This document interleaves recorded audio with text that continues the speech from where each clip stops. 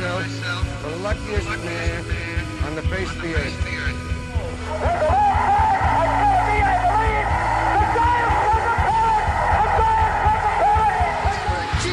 Ends his final game with a walk-off single.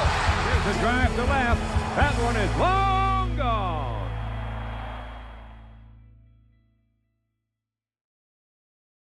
Welcome to the Long Gone Podcast. It's me, Michael, and with me as always, yes, man. What up? Steve Ford.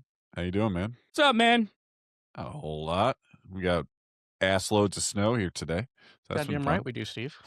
Yeah. I think we had a 100-car pileup over here in the west side of the state. I think it made national news. Yep. Made national news on the 100-car pileup, and 10 degrees here right now as we record. Yeah, winter's pretty bad. Yeah, winter's here, but it's sunny in Los Angeles, isn't it? As they pick up the big free agent, one of the big ones of the off season, getting Kyle Tucker. Yeah, and everybody's bitching about it. Everybody's bitching about it. Yeah. And the flawed system here in baseball. The Dodgers get another one. They get Edwin Diaz. They get Kyle Tucker. I mean, I'm tooting my own horn because when we did the free agent prediction show, I believe I said that the Dodgers would get Kyle Tucker. But I kind of half jokingly said it, as like, we'll see what happens here. But yeah, they fucking did it again. Guys fucking making $60 million a year. No. Believe that? When you go on luckyrebel.la for the odds, obviously it's no surprise you were looking before the show that the Dodgers they're are gonna have the best odds to win the World Series. They had it before Kyle Tucker. They have it after Kyle Tucker. Yeah. No shock there. No, they're at a plus 220. Yankees are in second, surprisingly, with a plus 800. The Blue Jays coming in third. But yeah, man, I mean, the guy's getting 4 years or so, $240 million, making 60. A guy that missed half the season last year. Right. $60 million a year. He's making fucking more money than Aaron Judge. Yeah. You believe that shit? Yeah. This is a flawed fucking system. Yeah, he didn't have a great year last year, and the fact that he's making what he's making. A lot of people are upset at the Dodgers. I wouldn't be upset at the Dodgers. I mean, Dodgers are playing by the rules. I mean, they want to win. I mean, that's just kind of what it is. I mean, yeah, this is the way that they want to win. Like you were saying, though, I agree. I'm not mad at the Dodgers. Yeah. I think I'm mad at the system. The Dodgers are playing by the rules. They're, not breaking any rules here. It's just everyone else isn't coming up to the table here to kind of, jump in and do anything. And I think that's really kind of what pisses me off is none of the other owners are really stepping up to the plate and doing anything, Yeah. I think that's why everybody's kind of pissed off about this, because it's the same bullshit we've seen time and time again where it's like, we've seen it with the Yankees in teams past. We've seen it with other teams, even the Padres a few years back, and obviously the Mets. And I think a lot of people are just upset that why aren't their teams buying in? And this all is going to accumulate, and it's going to keep building and building, and this is all going towards the new CBA. I mean, once 2027 happens, once 2027 is there, I think I think it's inevitable. We're going to have a big lockout because baseball can't really continue like this. It's so blatantly obvious at this point, And it is. It's not shame on the Dodgers at all. It's not shame on the Mets who ended up getting Bo Bichette. It's not, or the Texas Rangers from what they did a few years ago with getting Seager and Simeon and all those studs on their team, and DeGrom. It's not all that. It comes down to the owners and what are the owners going to do to make their respected clubs a lot better. And there's certain owners that will buy and certain ones that won't. I mean, you and I talked last week about owners, and I think the future of the ownership is in groups. It's an ownership group. Definitely not going to be individuals. It's going to be a group ownership. Yeah, that's going to be your best chance to get your teams to sign those big free agents, so that the bill doesn't fall just on one person. They can spread the money out between a group of people to go after a signing and pay it out. So yeah. I mean, you're right on the money with that. Yeah, I think it's inevitable. I think the one ownership, unless these guys are super billionaires, Right. they're just hurting their cities. I mean, a lot of these, I feel bad for teams like the Pirates fans and like us fans like us. I mean, we used to be buyers back in the day, and now Yeah, we're we're cheap fucks. now we're not buying at all. And I know a lot of it has to do with whether there's going to be baseball or not next year. Right. And I think that has a lot to do with it. I think everything's just coming to head right now, and it makes an interesting story. Like what's going to happen, right? I mean, the people who are going to get these big contracts. I mean, what happens if Skubal can't get his contract until after next year? Well, by the time he gets paid, he'll be 32 years old almost, you know? Yep. So, Yeah. And it sucks. it does suck. And when you have a league that's grouped with sports books, I mean, for instance, if you go on Lucky Rebel, I mean, that's another one where it's, it's constantly talking odds. It's so intertwined with sports that there's many more factors in play than just TV deals now. I mean, it's now you have other deals coming in the form of gambling, and that look like, right? Yeah. They're all it's 1 and 1A. They're tied in together, baseball and gambling, and we talked about that with sports in general. Once they got in the bed with the gamblers, what would change as far as the landscape of contracts and money and that sort of thing. And yeah, it sucks. And there's definitely going to be a work stoppage next year because players aren't going to leave their pedestal of what they think, and owners are going to have their ideas, and there's going to probably be a big gap between the two, and it's going to lead to be a tumultuous stoppage here. Probably something we haven't seen in since '94, I'd say.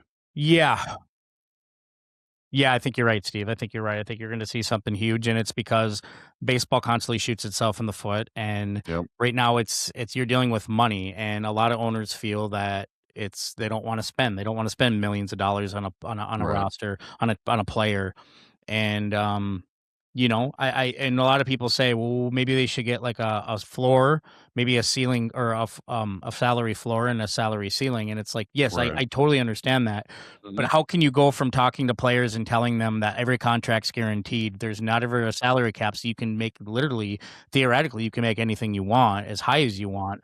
And then telling players that are coming up who are potential superstars who need to be paid, sorry, you can't make Shohei Ohtani money anymore. You got to make whatever the going rate is because of the salary cap. Mm-hmm. I mean, how do you break that to players? I mean, that's a really tough one. So I just don't think the players union, Steve, is going to go for it. Yeah, I don't think they are either. So we'll just have to wait and see what the compromise is, but they definitely will not go for that. No. So. Yeah, and Tony Clark, I mean, he's as iron-fisted as they come when it comes to... He really is. Oh, yeah. I mean, he ain't going to budge, and none of the players' unions are going to budge. And, I blame agents, too. I blame Scott Boras. He's just as much to blame. He wants top dollar for every one of his clients, which is good. That's not shaming him, but at the same time, he's the one that expresses that his guys need to either move on. So, I mean, he doesn't believe in loyalty. He believes in my client needs the top dollar, which is great, right? But then there's a sacrifice that comes to that because teams are like, fuck, this guy's... Yeah, I don't want to deal with this asshole. I don't want to deal with this fucking guy, you know what I mean? And he's the reason that there's... I'm kind of making it sound like it's a bad thing. It's actually not a bad thing in the player sense, because to have somebody like Scott Boras who believes in a client, because he's not going to take somebody on he doesn't think is going to be worth a lot. So no. It's in his best interest to get top dollar for his client, but at the same time, a lot of teams don't want to have to deal with him, don't want to pay that amount. So he's the only ones that are his true client buyers are the East Coast, West Coast teams, right? Yep. Those major market teams, your LAs and your New Yorks usually. Yeah. And he's like, well, you don't want to pay this for this player? Okay, well, I'm taking them to New York or LA. Yeah. Because they will. Eventually they'll pony up and do it. Yep. Yeah, they will, man. They will. And with Bo Bichette going to New York with the Mets, I mean, that's sad too, because it is. It's like Toronto. It's once they got Okamoto, it was like, oh, I guess that's just sealing the deal on the Bichette coming back, which I don't know why you wouldn't want to sign him. I don't get that. I don't get it either. I mean, you're coming off a World Series appearance. You're still, looking at you know, looking at Lucky Rebel at the odds here. They still got the Blue Jays as third best odds for the World Series at plus 1200. You got a really solid core there with Vlad Jr. I mean, I don't Right. know why they want to bring it back, but you know, good on the Mets. They ponied up and gave Bo the money. I just hope that he can stay healthy because he missed most of that postseason run with the Blue Jays there up until the World Series. So hopefully he can stay healthy and pick up on what he did last regular season because Yeah. you're not in Toronto anymore. The lights are much brighter here in New York. So, Yeah. But it's kind of sad, right? Because I mean, that was it the is. rebuild that we seen. That was something that we've closely followed. They got Vlad, they got Bichette, they had some really top prospects, and they molded these guys into really good ball players. And then now Yeah. it's like they're broken up. It's like, okay, Yeah. well, we're gonna invest in heavily in Vlad, as you should. He's the Batman. And then you get the Robin of it with is Bo Bichette, but it's like, man, he's a table setter. He's a guy that's just taking off, in my opinion, in his career. The fact that you couldn't re-sign him is just sucks. It absolutely sucks. But I guess the writing was on the wall when they signed Vlad to that monster deal. But it's a bummer, right? Because Toronto's like, no, we're not going to go any more than that. Our biggest contract's going to be Vlad Jr. Yeah. Remember Kevin Biggio was in there too? It was supposed to Yeah. be that three-headed monster. Yeah. Good old Kevin. Supposed to be a stud. Kevin was supposed to be the Yeah. next coming of his dad, but I think people quickly Yep. realized it was like he was good in name, just not good as a player. Yep. Good in name only. That sucks too. Yeah, I had really high hopes for Kevin Biggio. I had my Kevin Biggio stock was like full. Mm-hmm. You know? No, I'd gotten myself some Cabin Biggio cards in hopes that it was going to take off, but now if you look on market movers, you can pretty much pennies on the dollar right there. So Yeah, same. Yeah, I thought Kevin Biggio was going to be the man, but I mean, I know that those odds you gave on Lucky Rebel, I honestly don't even think that the Blue Jays would be considered 3 anymore. If I'm a better, no, I'm I not even think going to that consider them since they lost Bo Bichette in the top 5. Yeah, I think these need to need to be updated because I think the Blue Jays stock have as far as odds have dropped considerably. I'd put them below Seattle. I'd put them below the Phillies. I'd even put them below the Braves right now. I would too. Yeah. So that's a big piece that they lost, and big piece. Yeah. Hoping that George Springer is the George Springer that he was last year and not all the other years before that when he sucked ass on his big contract. You're hoping for a lot here, and I would drop the Blue Jays odds right now because that's just a huge loss losing Bo Bichette. Yeah, absolutely, man, absolutely. So going forward, it's going to be interesting. I think we're seeing the last 5 years, last 3 years mostly. It's been really bad in the offseason with trying to sign free agents, and we always have a hope that when we're Tigers fans, so we hope that they sign those big free agents. But it's like Baez is probably going to be the last big free agent signing we have. At least I will remember you. Yeah, like once a show, which is hilarious. I think I don't think we realize that maybe that's until we get another owner or baseball changes, we're never going to see a big contract come our way. And you might as well say if prospects get good, we ain't signing them. You know what I mean? It's the Pirates way.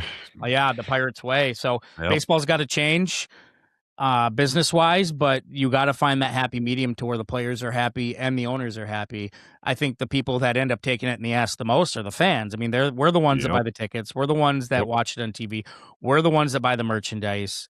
We're the ones that spend our afternoons or nights. We go to these games and we're paying for the high price parking. We're constantly being high dollar, penny pinched, everything.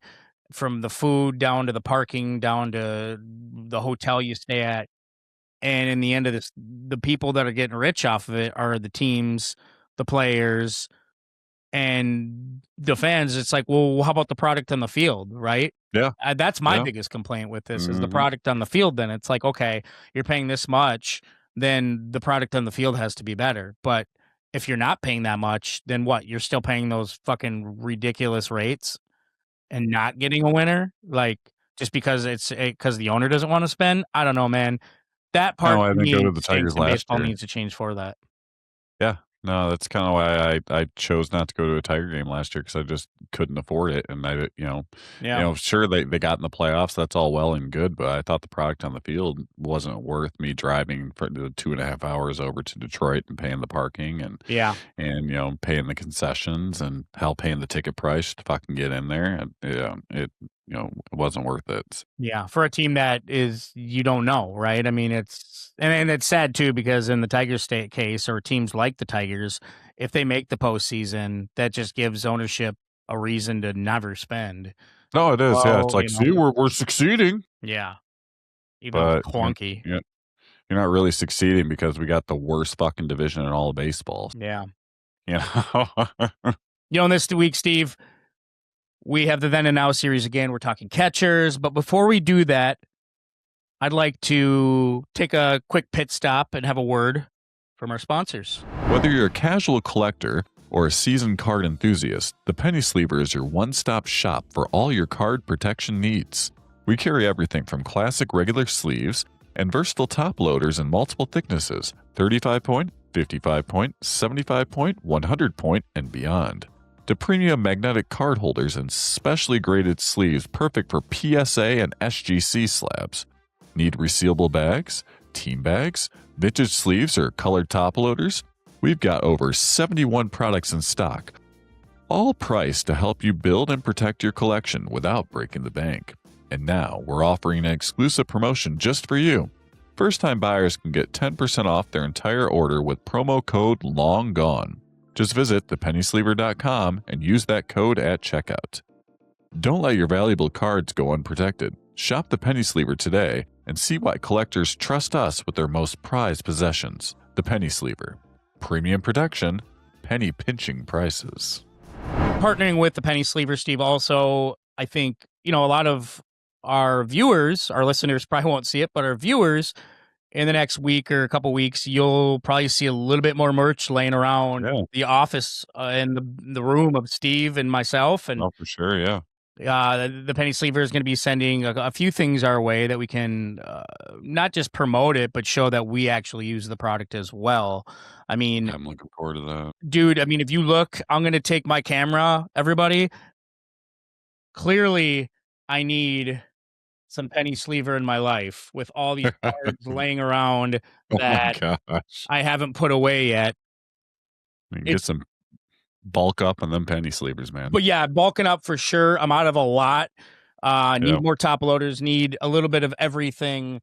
I need some hard sleeves. I need a lot. One thing I've noticed in my collection is I've been on a fucking tear with cards lately, Steve. I know it's not collection yet, but I've been on a fucking tear with cards. I've been buying.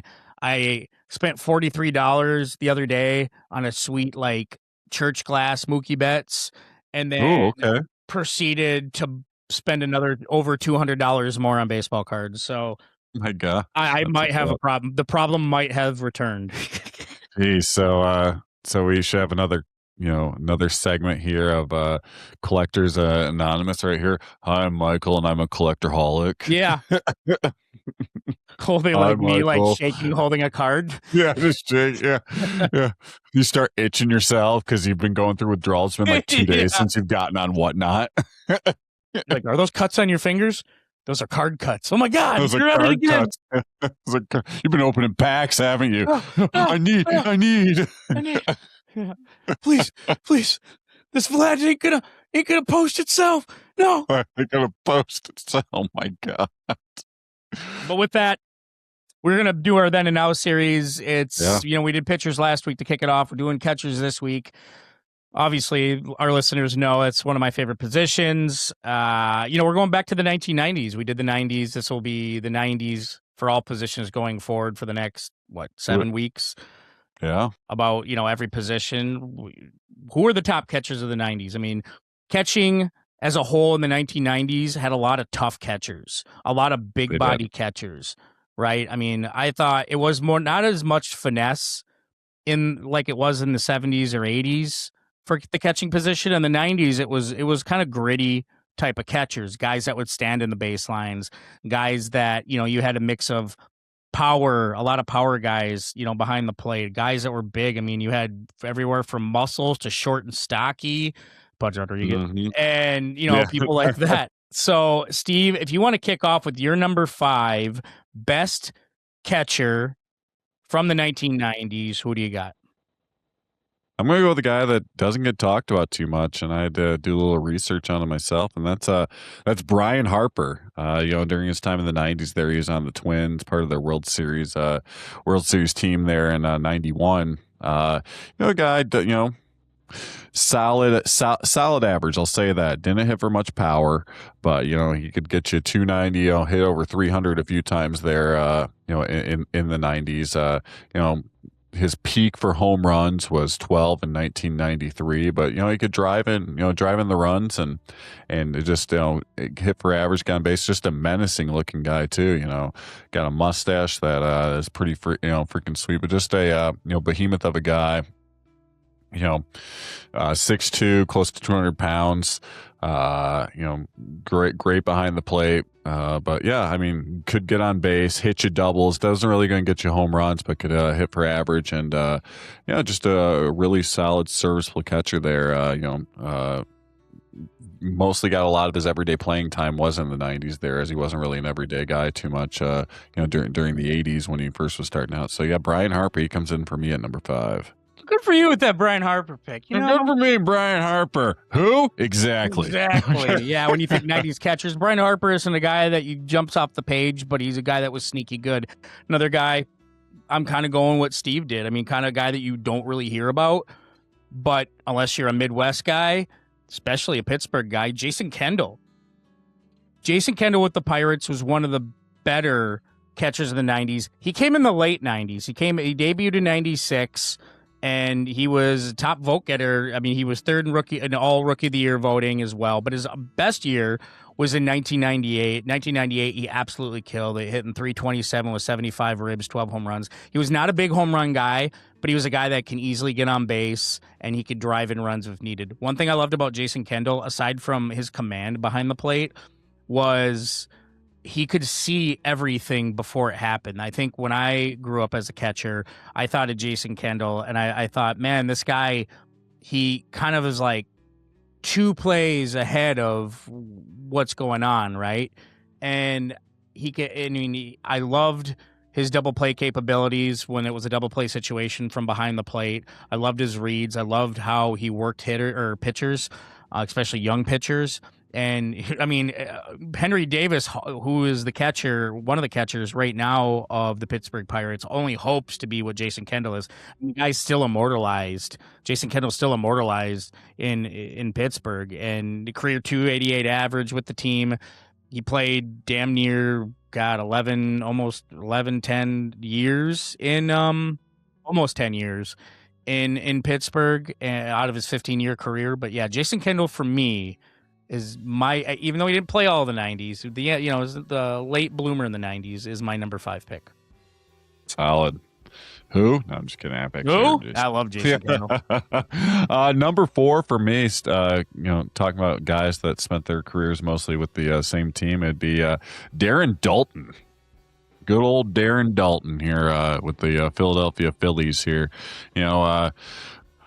Had a couple of really good years there, 92, 93. That Phillies team there in 93 that came so close to winning the World Series. They lost to the Blue Jays, but back-to-back 20-plus homer seasons, over 100 RBIs, sneaky good, and top 10 in the MVP voting that year. Darren Daulton's a 3-time All-Star. Didn't really hit for high average. Could get you close to 300. In 94, he did, in that strike short season, did get to 300. But usually, in the low twos, 270 sometimes was a high mark there for him, but could show the power when he needed to. Was prone, when he was getting the power, he was prone to striking out a little bit more, but could draw some walks too. I mean, in 93, his All-Star season 7th MVP voting, he walked 117 times in 147 games, so he could draw a walk, could get you the sneaky power from time to time, and just a solid catcher on those 90s Phillies teams. So Darren Daulton, he comes in for me at number 4. Love it. Love it. Another guy that kind of had a short run of success. I mean, a lot of these catchers I've noticed that we're choosing, except maybe the top two, it was really a short burst in their career. Yep. And then it kind of just easily kind of whittled away. But that's the glory of catching, right? I mean, it's some guys hit soon or late, and then they have like a small surge. That's why I don't think the Kyle Raleigh thing is here to stay. But anyways, my guy, one of my favorite fucking players, and this is one of my favorite players in the 80s and the 90s, but he mostly broke out in the 90s, was my boy, Mickey Tettleton. Oh, Mr. Chaw himself right there. Big old fucking Chaw. Everybody remember lipper like no other, man. Yeah, just big old fucking lipper. I mean, his whole face would be all bloated on the one side with that thing. And, you know, he was drafted by the Oakland A's, went to Baltimore, and then he went to Detroit. And that's actually where he started taking off. He showed signs of being really good with Baltimore, but I don't think they put him, you know, when I don't think they were playing him right, and he was splitting time. But when he was with Detroit, he became an instant star. An absolute instant star. In his first season with Detroit, he had, 89 ribs, 132 hits, 31 home runs. And then he just took off. And then once 94 came, he still hit 17 home runs. And then he ended up moving on to the next season, Texas, where he finished out his career. But man, I remember Mickey Tettleton as being one of the greats in the mid 90s, early to mid 90s or early 90s, I should say, for the Detroit Tigers. And he was just a fun watch. When you think of Mickey Mantle, right? He kind of reminded me of, not because his name is Mickey, but he kind of had the same hulking kind of physique to him because he was like a big, strong country boy. Yep. And he was never like a look at me kind of guy at the camera. He was just a hard-nosed player from Oklahoma. And it was just like, wow. I mean, those early 90s, Mickey Tettleton gave you hope that those Tiger teams could have been great, but they weren't, obviously. It was the end of Trammell's career, the end of Whitaker's career. No pitching. Enter Bobby Higginson and the shit that was the 90s after that. But yeah. But I really do. I mean, I remember the Ken Griffey, was it Ken Griffey baseball, or there was a baseball game, RBI baseball, where you could be Mickey Tettleton, and I'd always hit like 60-some home runs a season with him when I played on Sega Genesis, and I loved watching Mickey, and he was one of the early favorite players of why I wanted to be a catcher is because of Mickey Tettleton. So for me, I wanted to put him higher, but obviously, I mean, he was only a 3-time Silver Slugger, 2-time All-Star, doesn't quite rank with some of the greats that we're going to be talking about, but I had to put him on my list in the best 90s catchers. So for that, he is my number 4 pick. Well, I liked him so much. I gave him the hometown love. I moved him up to number 3 on my list, and a lot of that was because of, you know, my memories of watching him play as a Tiger and meeting him a few times. He made the autograph rounds with the Whitecaps, and I actually met him a couple of times. He was autographing stuff out of Meyer one time. So, you know, just like you said, the lipper. I remember when I saw him with the Whitecaps signing autographs, my brother texted me and he was like, "Does he have a lipper in?" I was like, "Does he have a I don't think so, but it wouldn't dope if he did." You know, he had one pack and it was just small. Oh, yeah. You know, guys like that. Post playing days, he has to, you know, shrink it up a little bit. But like you said, just, you know, country strong, power, fun to watch. I loved his batting stance. If you look at our picture for the show, our Little League pictures, I was kind of you know, trying to imitate Mickey Tettleton in my stance there. When I did for Little League, really cool. I mean, you know, he had that one line in Little Big League, "Welcome to the big leagues, kid." Flipped him the ball. But, you know, as far as playing, you know, watching him hit those home runs at Tiger Stadium was just a good early childhood memory for me on those 90s Tiger teams. And because of that, Mickey Tettleton, he comes in for me at number 3. Yeah, always a big Mickey fan. Wish he would have stayed longer with Detroit, but I understand they were kind of writings on the wall. Team sucks. That team was just trying. Those 90s Tigers are trying to figure out what they were. They were trying to reclaim the magic that they had in the 80s, and they got some reclamation projects and people they thought they could turn around and some sleepers. It just did, you know, like I said, you were getting at the end of the career of some of your bigger stars. Just wasn't working out. But Mickey Tettleton, it was fun while it lasted, for sure. Yeah, for sure. My number 3 is Darren Daulton. You know, I like the mullet. I like Oh, I love that he was a left-handed hitting right arm throwing catcher. You know, the Phillies the 90s Phillies teams weren't spectacular, but they weren't bad. I never considered them bad. I mean, you know, I thought they were, they had some good players in the 90s for the most part, but Darren Daulton led that core, man. I mean, he kind of had a Gary Carter-esque type to him, but a little bit bigger maybe. And he was a guy that didn't, like Steve said, he didn't have a ton of power. I mean, 92, 93, he came out, you know, with a big stick with, you know, over 20 home runs each of those seasons, which he was batting in the middle of the lineup. Obviously, saw a little bit more, and he was getting more strikeouts. I think that's why they moved him away after that. But for the most part, I mean, he was a guy kind of like in the Jason Kendall mold where he'd get you that big hit that you needed. He wasn't a liability at the plate. I mean, his career average wasn't great at 245, but not a bad OPS of 784, in my opinion. You know, he was a guy that wasn't going to kill you with stats, but he was just a good, solid at bat. He was a solid behind the plate. He caught just about every fucking game, you know, but then injuries started creeping up to him, of course. That was one thing in throughout his career was, you know, he had some seasons where it was like this guy was awesome, but then injuries just started hitting him a little bit more. And then once at the end of the 90s, you know, near the end of the 90s, I think he was still wanted to play, but the injuries were just too much. And you saw the really kicking in at 35. I mean, that's the thing. Catchers back then, you know, I mean, when you look at a catcher at the end of their career, their age might say late 30s, early 40s, but they walk like they're in their 50s and 60s. I mean, their knees are shot. A lot of those guys' knees were shot, and Darren Daulton was no exception. I mean, they tried him in right field, they tried him at first base, it wasn't working. I mean, I think by the end of his career, it's just the ligaments, the joints just weren't there anymore. But for that, though, Darren Daulton being a really good player, broke in with the Phillies in '83 at 21 years old, just him and that mullet carried him pretty far. So Darren Daulton for me comes in at number 3. Nice. Number 2 for me. I mean, right? Yeah, I mean, you can't go wrong with this guy. If you know, the Lucky Rebel site was a thing back in the 90s, you'd see this guy near the top always for MVP. Probably just one of the, you know, best catchers, not only of his age, you know, of his era, but all times. That's Pudge Rodriguez. Yeah. He comes in for me at number 2. You know, the guy could do it offensively, you know, can give you some pop. Obviously, MVP in 1999 when he hit 35 home runs, 113 RBIs, you know, could give you the pop in the bat, but also just knew how to work a pitching staff and was just an excellent defensive catcher too. I mean, a 13-time Gold Glove Award winner, 14-time All-Star. You know, hit for average, hit over 300 multiple times in his career.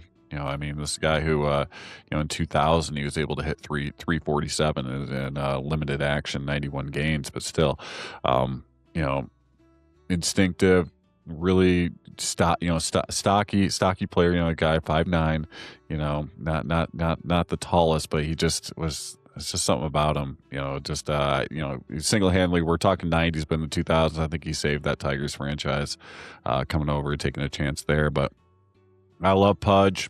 Always been one of my favorite players. So Pudge Rodriguez, he comes in for me at number 2.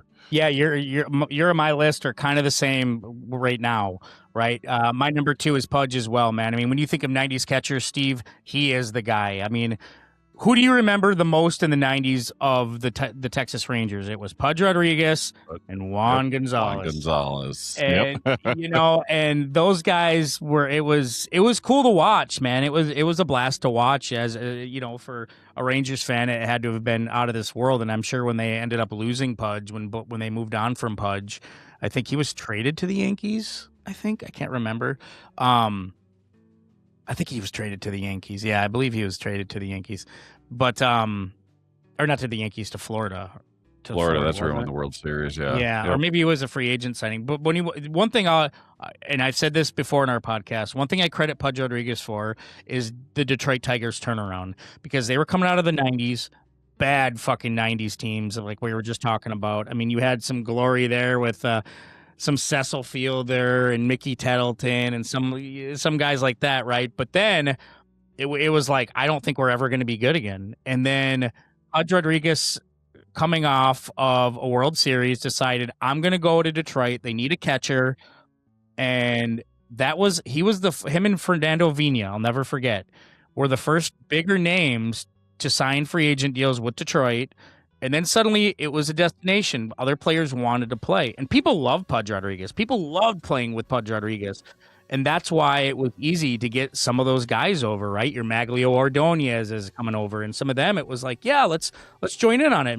Miguel Cabrera, when he ended up coming over to Detroit. I mean, it was like an easy trade, right? I mean, it was like when Marlins traded him to Detroit, it was like, fuck yeah, I'll come over there, you know? Yeah, yep. Pudge is there. I'll do it. Yeah, exactly. Because Pudge was a leader in the clubhouse, and you know he was a short guy. That's why I kind of liked him. It was like, man, look at this small catcher, but he was like, you know, like a little muscle hamster, you know, and little mighty mouse. And you know, there's been some talks that he might have been in PEDs. It was never confirmed. So, you know, that's neither here nor there for us to say. But I mean, he broke in the league at 19 years old and became arguably one of the greatest catchers of all time. So yeah. He was a guy that you could just always count on and a leader on and off the field. So, yeah, man, for me, Pudge is definitely number 2. Could easily be number 1 if it wasn't for this next guy you're about to talk about. I mean, who can forget his role on Baywatch, right? Right? Ted Williams approved. I mean, talk about that role. I mean, it was what? I mean, you know, we think of Michael Corleone and Al Pacino in The Godfather, but the guy you're about to mention wore his jersey to the beach. Wore his jersey to the beach and was swinging his bat, you know, just in the middle of the beach, getting ready for when they were going to call him back. And that's Mike Piazza. Yeah, baby. Talk about a world-class mullet. Early on in Piazza's career, he was rocking that mullet too. Dude. But he was he backed up the mullet. Oh yeah, he backed up the mullet with some fantastic play, though. I mean, Rookie of the Year in '93. The guy was a 12-time All-Star, 10-time Silver Slugger Award winner. You know, we talk about Pudge, you know, being able to put some pop in his bat. There was a stretch of time there for Piazza when he was with the Dodgers where he's hitting, you know, 30, 40 home runs in a season without breaking a sweat there, over 100 RBIs, solid batting average. I mean, this is a guy who, you know, hit fucking in 1997, 152 games, he hit 362. You know, flirting with 400, so he could hit for average. You know, obviously a lot of people remember his time with the Mets, but I loved him early on there with the Dodgers. I mean, true underdog story. The guy was picked in the 62nd round of the draft and just worked his way up and you know, got in there and you know, great offensive you know, production. You know, could solid defensively as well, but just a fantastic, you know, just a great catcher, great career. People forget, you know, that he played for the A's in 2007, but we're talking about the 90s here, guys. And Mike Piazza, he was the tops, I think, and as far as catchers go for the 1990s. So Mike Piazza comes in for me at number 1. Yeah, Mike Piazza, one of the best Italian names ever. Yeah. You know, I remember him breaking in. You see that old footage of Ted Williams watching him hit, and Ted Williams was like, Jesus Christ, this kid's to be a star. And, you know, he only moved to catcher just so he can get drafted higher because catcher, there really wasn't a lot of hitting catchers when he was drafted. And, you know, that wasn't his position, but he became a catcher because he thought it would help his draft status because he wasn't really a highly touted guy, right? So, surprisingly too, because he came from Miami. So yeah, kind of crazy. But I mean, it was a guy that, I mean, could have easily hit 500 home runs had he played another 3-4 seasons. Yep. But at the end, it was just like every catcher. Their knees start giving out, and he wasn't even playing catcher. I think when it was all said and done, I mean, he was DHing, or I don't even know. Well, yeah, he was DHing for Oakland and first base, and you know, I mean, you look at his Hall of Fame candidacy, he has a 300 average. I like it a lot, right? I mean, and when you think the 90s, I mean, I remember Mike Piazza was one of my first cards as a kid, one of my bigger collections. And he was just everybody liked Mike Piazza. And I think he had like 2 different careers. He had one when he was started with the Dodgers. He was kind of the only name the Dodgers had for the longest time. Him and Raul Mondesi were like in Hideki Mondesi. And is Raul Mondesi in prison? Anyways, wait, Nomo's in prison? No, remember Mondesi? We were like, Mondesi, yeah. Wasn't he running for like president or something of his country? Oh yeah.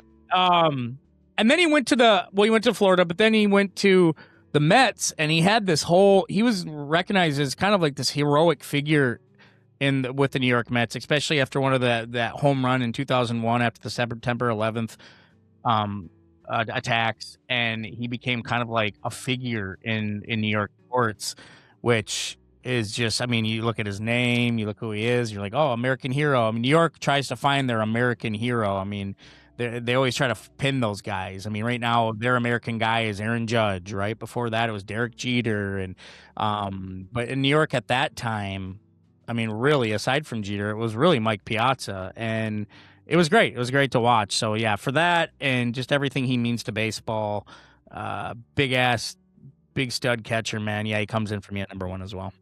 Nice. Well, we move from the then to the now, Ooh. And let's take a look at our our list. Looking at our list, Steve, it's kind of the same. I mean, if you could kind of, in a nutshell, say what catchers are now, it's hard to say. I always thought the future of catching would be better hitters, and you do have that, but it's not as much as I thought. I thought there'd be more hitting catchers in this league, especially after Adley Rutschman. And yeah. Spoiler alert, he's not on my list. All right. Yeah, not on mine either. Sad, right? He dropped off. I had him on there to begin with at like number 5, and then I thought, no, man. I mean, he's dropped off every single year. Yep. Yeah, he really has. I mean, it's an absolutely pathetic. Yeah. But here's a guy for me at number 5 that's not pathetic, and that's going to the Dodgers again, from one Dodger catcher to another, and that's Will Smith. Yeah. Will Smith is we're not talking about Men in Black Will Smith. Yeah. We're talking about the catcher Will Smith. It's a guy who third straight All-Star season here. Finished 20th in the MVP voting. That's saying something. Had a career high in batting average here at 296. Still puts some pop in the bat. 17 home runs, 61 RBIs. But calls a good game. Does very well defensively. Just a really solid season.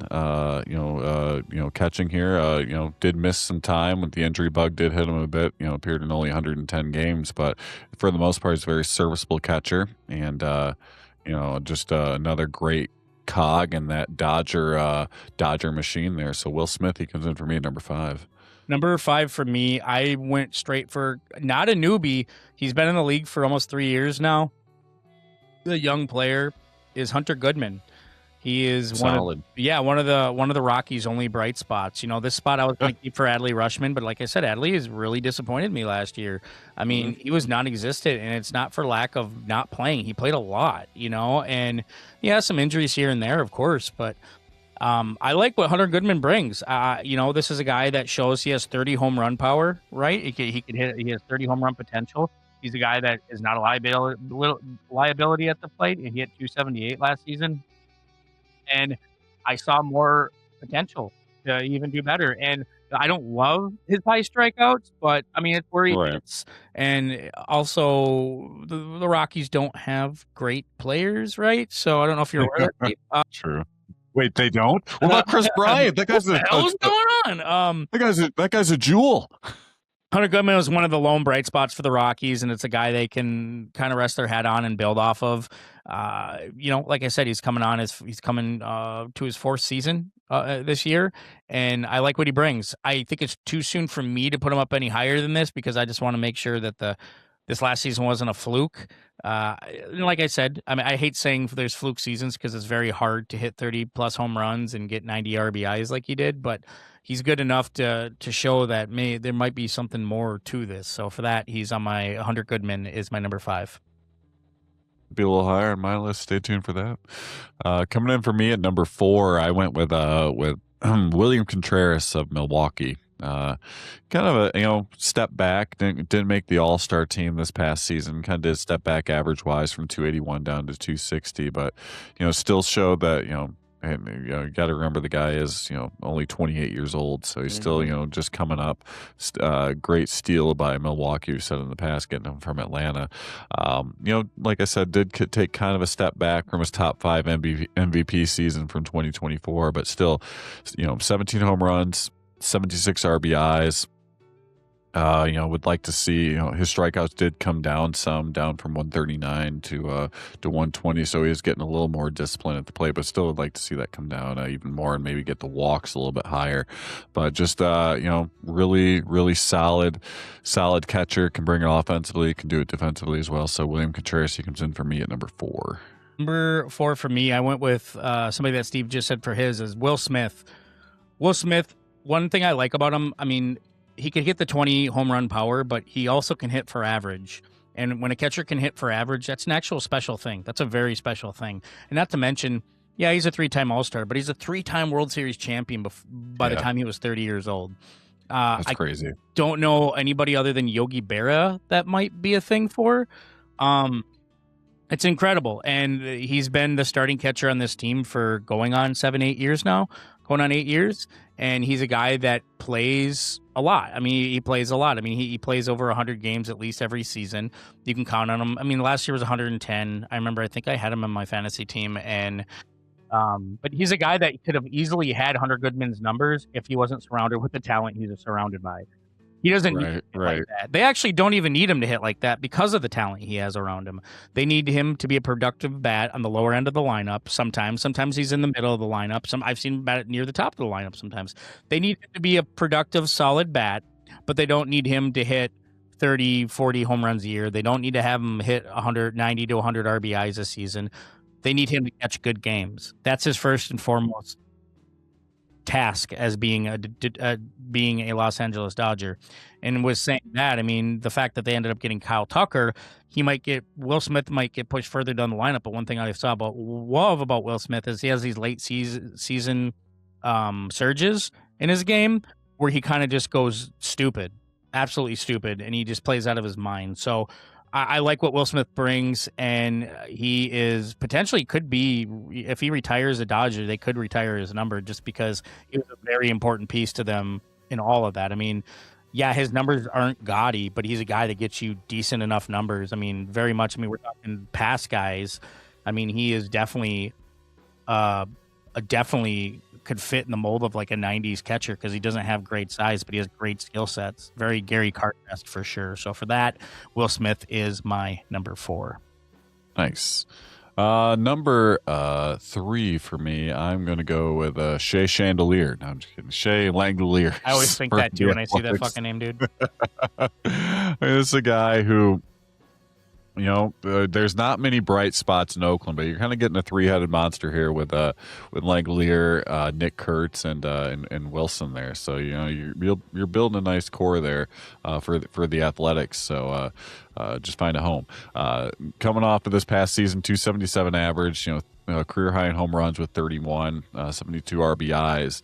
In 123 games played, he was able to he did strike out 103 times, so would still like to bring the strikeouts down a little bit, but it is down from 145 from the year before.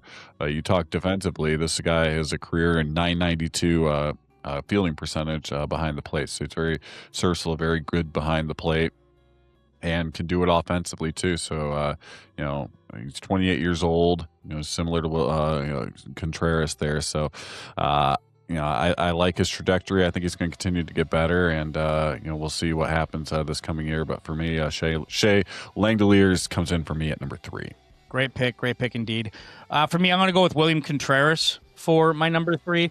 I wanted to put him higher, but he didn't have an amazing season. He didn't have a bad season. I mean, 260, 76 ribs, and and 17 dingers in 566 plate appearances. But I think William Contreras is definitely one of the leaders of this young Milwaukee Brewers team. He's only 27 years old, and he's a guy that I think has the potential to do some special things if he's not relied upon so heavily, right? I really love this Milwaukee Brewers team, and I think this is a team that doesn't have to spend a lot of money because they have guys that actually are ballers, and they've already have paid their Christian Yelich's and those kind of guys, but they have good young guys who are there and who are coming up. So, but William Contreras is surprisingly a leader at 27 years old, and he's already a World Series winner. He won in 2021 with the Braves, and I think of William Contreras as a guy that he, at any given moment, he could get you that big home run or that big game-winning hit, or you can bag. I mean, he's so multifaceted with his game, not only behind the plate but at the plate when he's hitting. And, that leads to him being a 2-time All-Star, 2-time Silver Slugger award winner. And he's not this giant guy. He's kind of a bulk. He's kind of almost built like Pudge, but he's a little taller than Pudge, but not by much. And he's kind of bulky, and he can be a power hitter if you need him to be. But that's kind of one of the reasons I really like him. I mean, 24, he played out of his mind, and he was really high in Steve in my list, and he's still high. But I wouldn't say last year was him just going down or regressing. I don't think that at all. I think, he played 150 games. I just think that, I don't know. I think he needs to not have so much swing and miss in his game, but I think there's a lot more good than bad coming from William Contreras. And I've always been high on him. So for that, he is my number 3 pick. Love it. Number 2 for me, I'm going to go with the guy who Mike talked about earlier.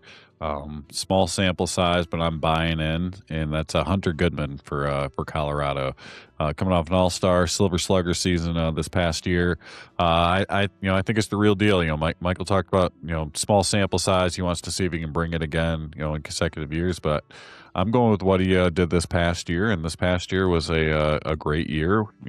278 average, 31 home runs, 91 RBIs. Like Mike said, one of the lone bright spots here on the Rockies team. That's pretty much just a big pile of crap. Yeah. At least they got Hunter Goodman. I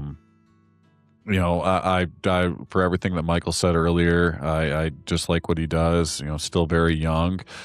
Can he do it this next year? We shall see. But I'm going on what he did this past year, and for me, that's why he comes in for number 2. And Hunter Goodman, he's my number 2 catcher. Nice. Number 2 for me, I went with somebody Steve just talked about a couple picks ago, and that was Shea Langeliers. Nice. Also known as Shea Chandeliers. Like Chandeliers. Chandeliers. I just got to say, I'm sorry, Shea. We haven't talked about you a lot. I think... No. When we talked about catchers, your name didn't come up a whole hell of a lot, and we're sorry. I mean, I know I am. You're a guy that proved in the last 3 years you have over 20 home run power, and now you have 30 home run power, which I never seen coming. You can get, if you're placed in the right in that lineup, good, and if you stay healthy, you can definitely get over 80 RBIs in a season. And you're a guy that can also hit for average and get on base. This is something where a catcher we're going to talk about soon. I don't compare him to somebody like a Kyle Schwarber or a guy that we're going to talk about soon, because this guy, Shea, has proven to hit for power. You know what? And last year, he didn't strike out a lot, which he got over the 100 strikeout mark, but I didn't see a lot of swing and miss. I saw more contact. He was barreling up the ball really well. He was driving it to all different fields, and not just a left field as a right-handed hitter. I mean, the guy has shown the ability to really, really be a smart hitter, and what I'm seeing is a guy that perfects his game.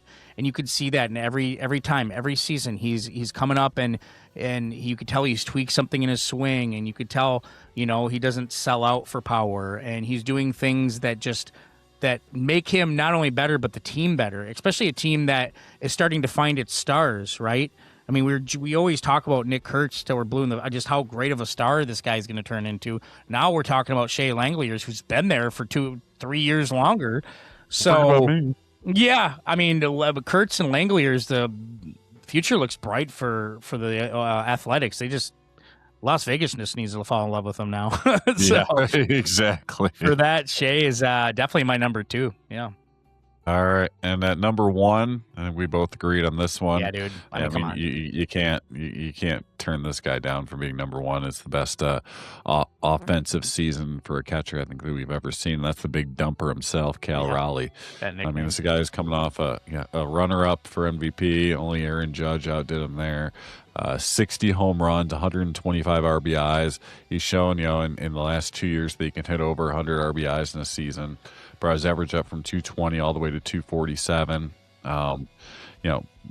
definitely want to see the strikeouts come down. I mean, this guy struck out 188 times in 159 games, so those strikeouts are going to be there. But the big thing is just what we talked about. Can he follow it up with another season like this past one? I don't know if he can eclipse what he did this past season, but I'm curious to see what he does going forward in this next year. But for right now, you can't deny he is the top catcher in baseball. So Cal Raleigh, he comes in for me at number 1. Yeah, Big Dumper is coming for me at number 1 too. In all the years, he's coming up on his 6th season. He's 28 now. He's going to be 29. I don't want to say he was a late resurgence in his career because he did start at 24 years old, but he was a guy that took a little bit longer to develop, right? I mean, we were talking about Pudge Rodriguez earlier. He broke in the league at 19. Not very many catchers do that. That's such a high standard. Shea Langeliers, he broke in the league a little bit younger too. But then when you look at Kyle Raleigh, he came in a little late, but you see the numbers were always trending high, right? I mean, his first season, he hit 13 home runs. 13 RBIs in only 47 games. He didn't play a lot. Then he plays 119 games the season after. He goes, fuck that, 27 home runs, 63 RBIs with a 489 slugging percentage. And then he doubles that. He ends up 30 home runs, 75 RBIs, 19 hits, 306 OBP, and then the season before last, 100 RBIs, 34 home runs. I mean, here comes 30 home run power. And then he just went fucking nuts last year, 60 home runs. I'm sure he was drug tested more than any player in Major League Baseball. Yeah. And 125 RBIs. I'm very, very happy for him. Steve says strikes out a lot. Steve's right. He does strike out a lot. To me, he's Kyle Schwarber, who used to actually play catcher, but he's a lot like Kyle Schwarber in the terms of he hits for power, not a big hit for average kind of guy. He's not a table setter. He's a guy that brings runs in. That's just who he is. That's the difference, right? I mean, we're talking about Shea Langeliers. We're talking about people like Will Smith. These guys can get on bases a little bit more easily than Cal. Cal's a guy that one big hit could be the difference in the game. That's what makes him so stellar. But at the same time, he also can be a liability with the strikeouts, which I kind of hinted at earlier. Was that a flash in the pan? Will he have that kind of a season again? I don't know. It's really hard to have somebody come off a 60 home run season, which is the best, which breaks all catching records, but it's really hard to come up with that. If he hits 50 and 40 home runs, then we're going to be seeing something special because this could be his stretch. If he hits another 3, 4, 5 year stretch, it could be some of the best stretch of a catcher we've ever seen. He's my number 1. I agree. Yeah. Yep. Yeah, so Cal Raleigh, nice work, Big Dumper. Unfortunate nickname. Yeah, really. It's funny as hell, but if teammates were calling me Big Dumper, I'd be like, dude, come on. Please don't call me the Dumper. Yeah. I mean, even if you try to translate it into baseball terms, it's still dumping. People think of it's still think of this guy taking huge fucking dumps. So. Oh, well, it's that time again. It's our monthly edition of the Hobby Huddle, so stay tuned. We got Tyler, aka Teapot, with our sponsors, Market Movers, and we'll talk some cards here. So enjoy that. All right, yeah.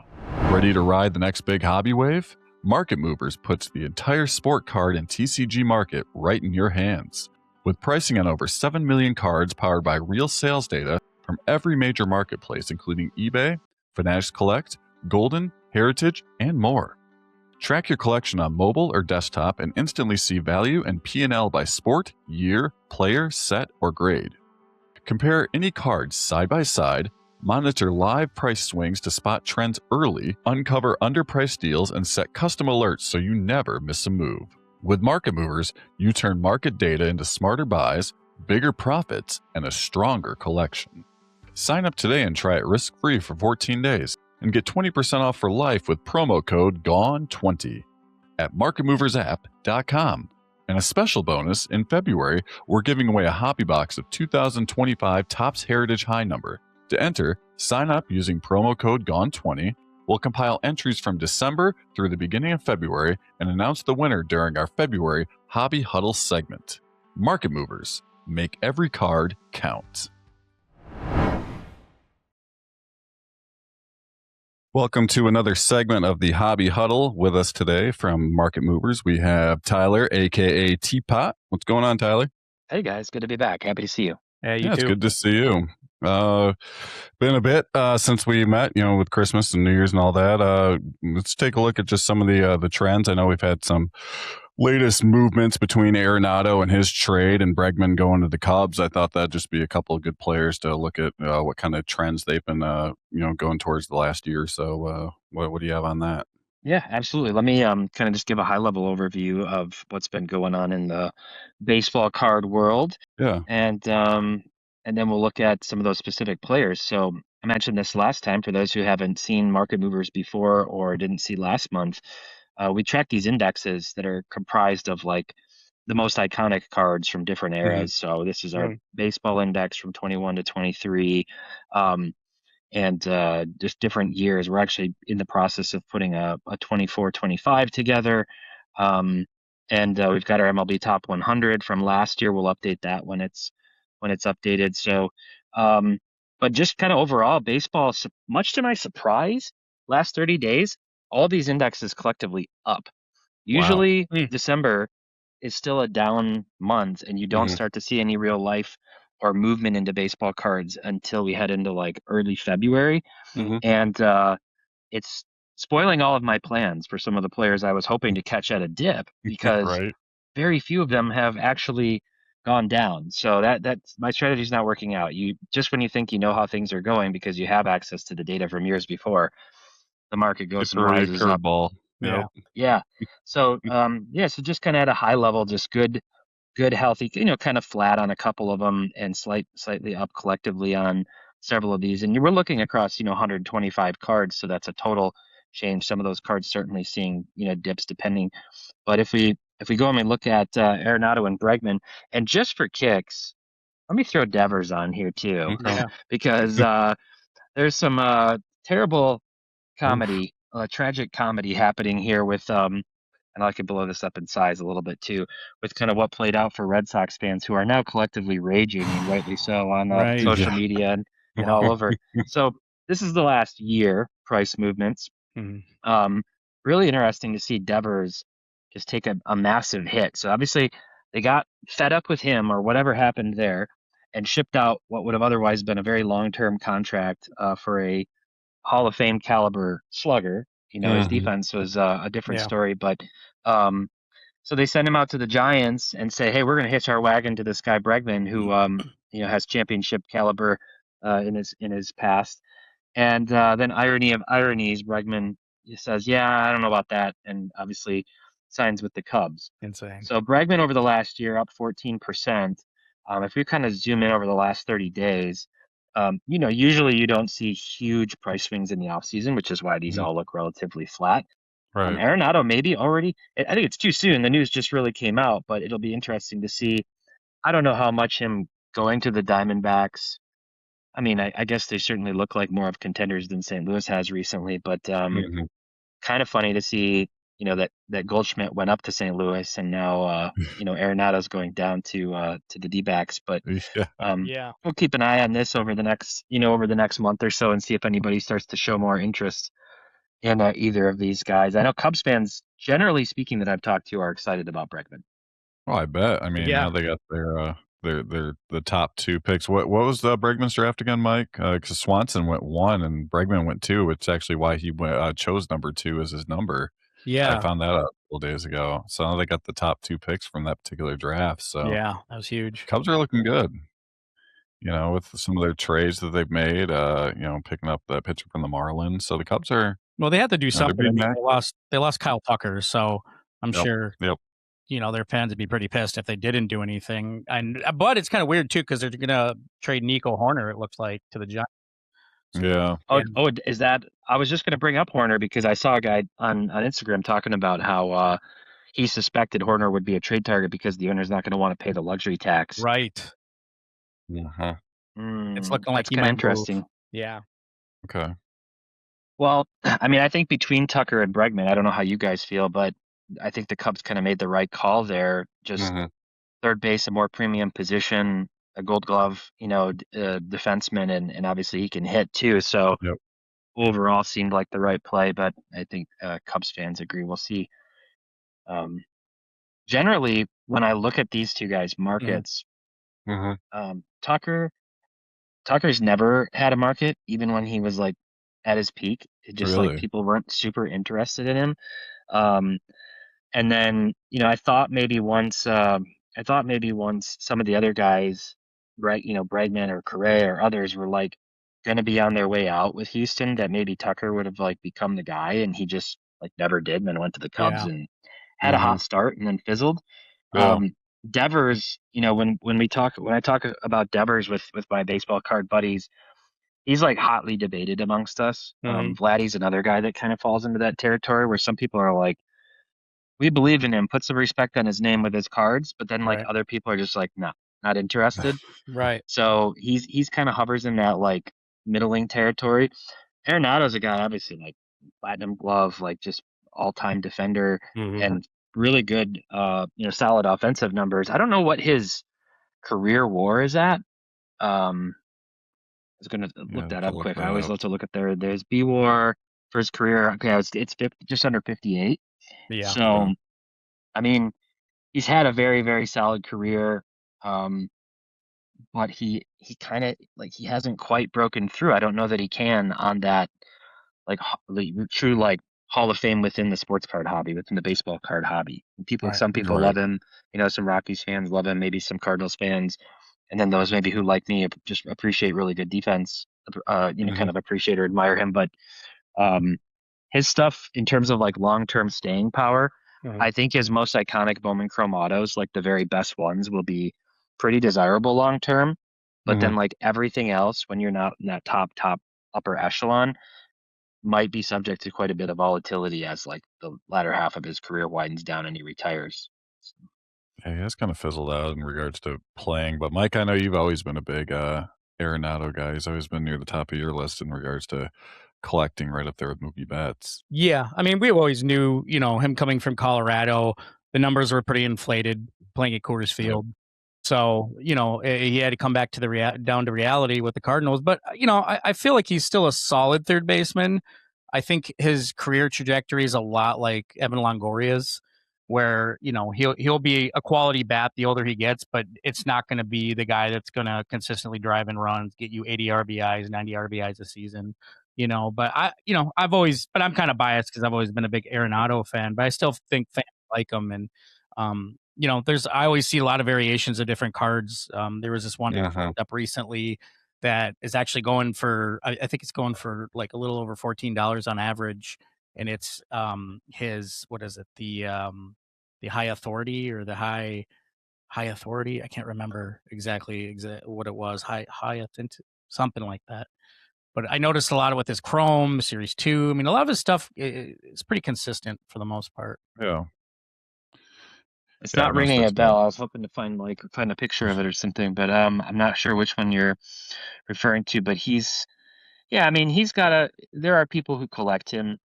He's only, I'm going to say only, he's almost 35. I feel like he's a guy who like unfortunately regressed a little sooner than we would have hoped or thought. I mean, he had that incredible second season in 2022 where it was MVP3 with the Cardinals and an 8 WAR, and the last 3 years he's just been like he was 2 WAR, 2.5 down to 1.3 last year. You like to hope that you could see that not start to happen until guys are like 37, 38, 39. So it'll be interesting to see how that affects his Hall of Fame candidacy, once that finally rolls around. I mean, the biggest thing is the Golden Gloves he has. The Gold Gloves he has are just what kind of leads him. But I mean, I don't think he's going to be. What's that? How he started his career? Didn't he get like 10 straight or something to start? He did. Yeah. And he's still really good at third base, but the bats just doesn't. The bat's dipping dramatically. I mean, he's not going to be like, I was looking today, like Manny Machado. And Manny Machado is, to me, I mean, he's going to be a first ballot Hall of Famer. I think by the end of his career, he'll probably play till he's 40. And I think he'll be there with the 3,000 hits and some of the 1,500 RBIs, those benchmarks you get. Because I was looking at the trajectory of a lot of third basemen, because Steve, we're going into our Then and Now series where we pick a lot of kind of matchup third base or fielders and players with today. And Manny Machado is still top guy, top 5 in the league, in my opinion, still. Yeah. Yeah, I agree. Yeah, Machado's a heck of a talent all around. His card market tends to be really interesting because a lot of people still sort of carry that stigma that they don't like, that he's kind of a jerk, or they don't like him, or he's cocky, or what. He's very polarizing. He has some serious super collectors who are really passionate about his stuff and they really like him, and then others are kind of like, nah, I don't really like him. So I think Machado might, if it weren't for Arenado, might have had a few more Gold Gloves too, once he had moved over to the NL, to the Padres. But Arenado was kind of there in front of him, blocking the way. Speaking of Machado, a card or a player that I want to know who, if he's dipped or not, and this is kind of like off topic, but is Fernando Tatis. How has his market been? Because he was so hot coming out, and then the injuries and the steroid suspension, and he kind of, I'm not saying he flatlined because he's still putting up good numbers, but not the video game numbers. Where's his market now? Yeah, over the last year, Tatis is down 6%. Okay. Jeez. And last 3 months since really the season ended, I guess he's bounced back slightly, 6%. Now, of course, I think I always say this. This is on 361 cards that we've checked that have sold, and so some of those naturally are going to be up and some are going to be down. It's not like every card is just wholesale up 6%. There's always volatility, but yeah, when he had the PED thing, I really thought, I was kind of the opinion that a lot of people, younger generation, who would be like the ones ultimately like potentially carrying his cards for the next 30, 40 years, wouldn't really care that much. Yeah. But I do hear people reference it quite a bit. It tends to be more like millennial, Gen Z type, but like, I don't know. It's going to be interesting to see how that stigma hangs with him for a while, but he's a guy. I mean, he's like, when he's on and healthy and available, he's right up there with the top talent in the league. I think once you take Ohtani and Judge, then you get into that territory of like Tatis, Soto, Acuna. Yes. And maybe throw Machado and a couple others into that conversation, Bryce Harper when he's hot. But yeah, he's an interesting one, also very polarizing. And the Padres had the Dodgers 2 years ago. They had them. That series was over. Did. Yeah. It was. And they just choked it away. How the scripts of history change. What are your thoughts, Tyler, on that? Because I know Steve and I, we're pretty vocal about how we talk about players who've taken PEDs, and we're roughly all around the same age. When you were collecting, we collected during the steroid era. I mean, a lot of the best players are in the steroid era. Okay, we'll take, for instance, what are your thoughts on, say, like Barry Bonds? I mean, do you value his card as much as you did probably when you were younger, or are you kind of like, nah? I mean, where do you stand on that?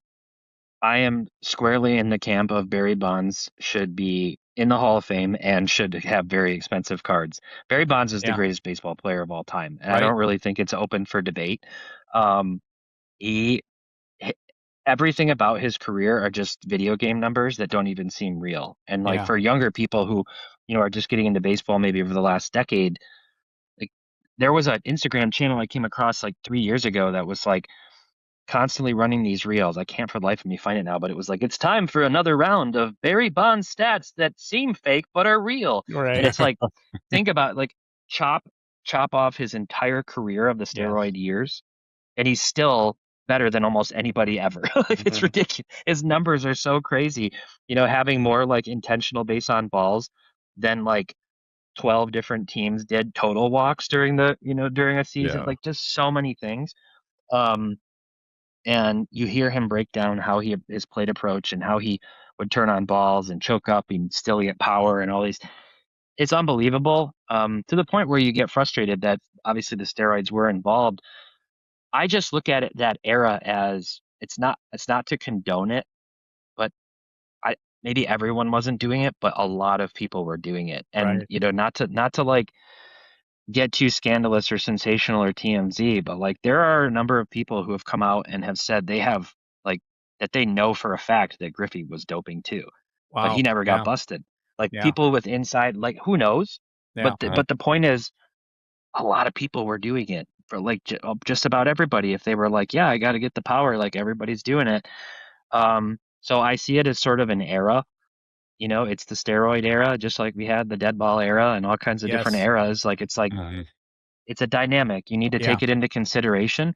Okay, if you're going to look at the dead ball era and say, well, there's a reason there was no power and blah, blah, blah. Well, then look at the steroid era and like do some kind of stat mitigation or something, maybe not formally, but I just think like all of those guys, I wouldn't say like Major League Baseball should encourage and bring it back, but we do know that supplements and workout, regimens and all kinds of things have gotten so crazy now.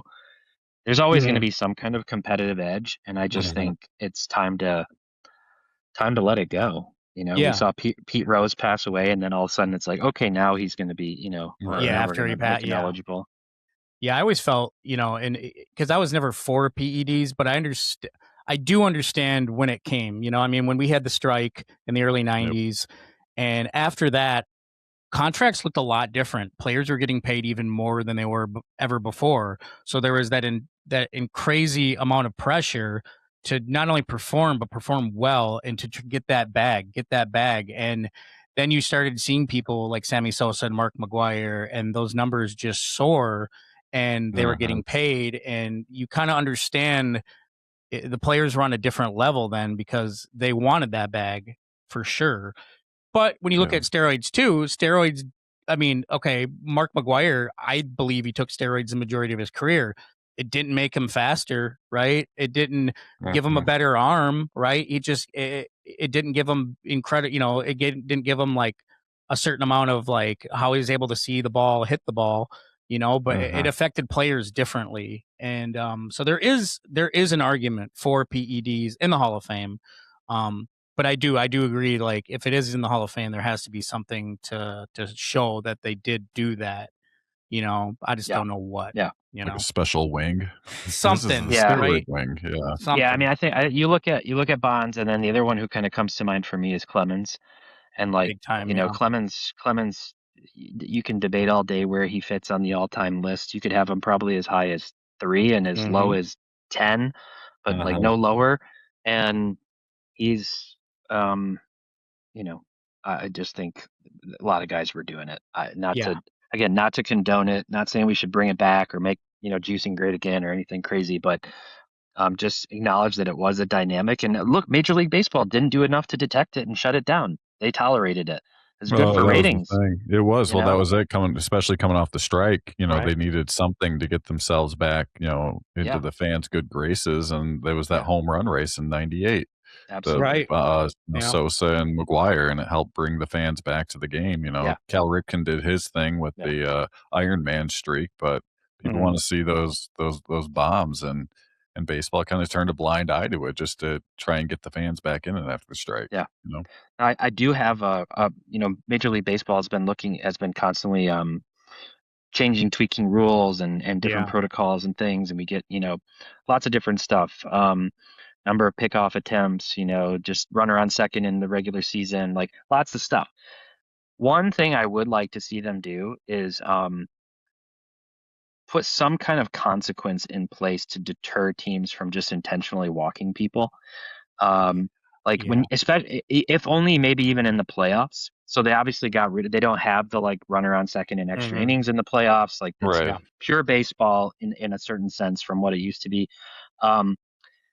And it's so terrible when you get into these scenarios where like the top slugger in a late game scenario that has a chance to create a historic moment, a tops now card moment, doesn't get that chance because it's like, well, we're just going to walk you and then see if the guy behind you can do this.